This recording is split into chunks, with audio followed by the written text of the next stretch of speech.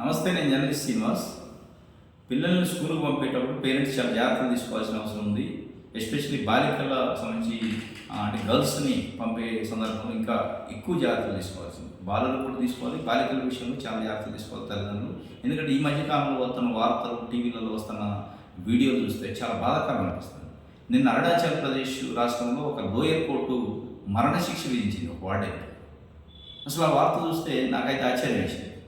21 మందిని అత్యాచారం చేశారు. బాలికల్ని, స్కూల్కి పోయే బాలికల్ని, హాస్టల్ వాడిన హాస్టల్లో ఉండే బాలికల్ని, బాలుర్ని, బాయ్స్ని అండ్ గర్ల్స్ని, ఒక 6 బాయ్స్, 15 మంది అమ్మాయిల్ని, చిన్న చిన్న పిల్లలు పాపం 6th, 7th, 8th చదివే పిల్లల్ని దారుణంగా నెలల పాటు అత్యాచారం చేశారు. మత్తు మంది చేయటం, అత్యాచారం చేయడం, ఎవరికైనా చెప్తే చంపేస్తున్నట్టు బెదిరియటం, ఇట్లాంటి తతంగం చేసిన ఒక హాస్టల్ వార్డెన్.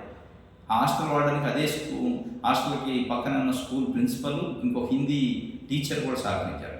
ఇంతకంటే దారుణం ఏమన్నా, స్కూల్లో కూడా ప్రొటెక్షన్ లేకపోతే పిల్లలకి ఏంది పరిస్థితి అనేది ఇలా మనం ఆలోచించుకోవాల్సిన అవసరం ఉంది. ఎందుకంటే పిల్లలు మనం స్కూల్కి పంపుతున్నాం, బాగా చదవాలి, రోజు స్కూల్కి పోతారా లేదా అనేది చూస్తున్నారు తప్ప అక్కడ వాళ్ళకు ఎదురవుతున్న సమస్యలు ఏంటి, వాళ్ళకి ఉన్న ఇబ్బందులు ఏందనేది పేరెంట్స్ వినాలి. ఫ్రెండ్లీ నేచరు పేరెంట్స్ పిల్లలతోని చేయాలి. చేస్తేనే అక్కడ ఏదైనా ఇబ్బంది ఉన్నా ఫ్రెండ్స్తో కానీ టీచర్స్తో కానీ ఇట్లాంటివి ఉంటే చెప్పుకునే అవకాశం ఉంటుంది తప్ప మన ఏకాడికి స్కూల్కి పోతుండ్రా లేదా టైంకి పోతుండ్రా, వస్తుండ్రా, చదువుతుండ్రా, ఇది చదువు చదువు చదువు దాని మీద ఉంటున్నారు. కాబట్టి దయచేసి పేరెంట్స్ ఆలోచించండి. చిన్న పిల్లల్ని చాలా దారుణమైన పరిస్థితులు ఉన్నాయి. మనస్సులో కొన్ని బాధలు ఉంటాయి, బయటికి చెప్పుకోలేని పరిస్థితి బాధ్యతలు ఉంది. ఎందుకంటే పేరెంట్స్ వినే పరిస్థితులు లేవు. చాలామంది పేరెంట్స్ వినరు.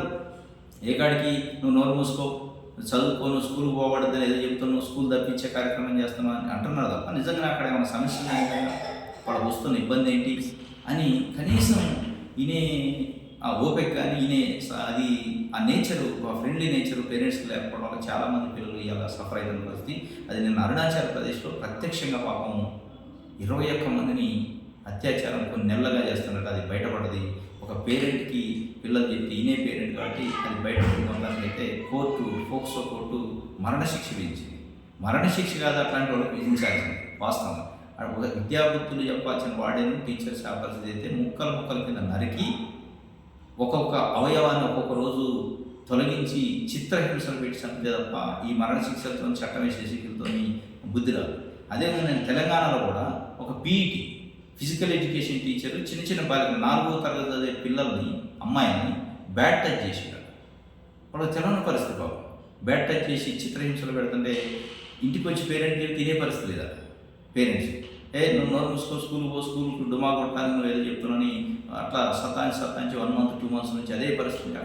అక్కడ ఇబ్బందికరం జరుగుతుంది. ఇక్కడ తల్లికి చెప్పిన అయిన పరిస్థితి. చివరికి ఎందుకో అసలు అమ్మాయి మండుకేసి పాప నేను పోను అని మూల కూర్చొని ఏడుస్తున్నారు. ఏంటి అని తల్లి కొంచెం మారాన్ చేసి దగ్గర తీసుకొని నిదానంగా అయితే, లేదు మమ్మీ ఇక్కడ ఇది పరిస్థితి, మా పీఈటీ సారు నన్ను బ్యాడ్ టచ్ చేస్తున్నారు, నాకు ఏం చేయాలని తెలియని పరిస్థితి అంటే అప్పుడు వాళ్ళు పోయి కేసు పెడితే అతను అరెస్ట్ చేశారు. ఇట్లాంటి అనేక సంఘటనలు జరుగుతున్నాయి. చెప్పలేని పరిస్థితులు, కొంతమంది పిల్లలు చెప్తే వినని పరిస్థితులు పేరెంట్స్ ఉంది. కాబట్టి మన పేరెంటింగ్ అనేది తప్పనిసరిగా స్కూల్కి పిల్లల్ని పంపే పేరెంట్స్ తప్పనిసరిగా పిల్లలతో ఫ్రెండ్లీ నేచర్ మెయింటైన్ చేయాలి. అక్కడ ఏం జరుగుతుందో వినాలి. ఓన్లీ చదవడం పోవడం రావడం ఇదే కాకుండా అక్కడ ఏమైనా ఇబ్బందులు ఉన్నాయా, మీకు ఇబ్బందులు ఉంటే ఎవరి వల్ల ఉన్నాయి, పిల్లల టీచర్స్తో ఏమి ఇబ్బందులు, ఇట్లా అడగాలి.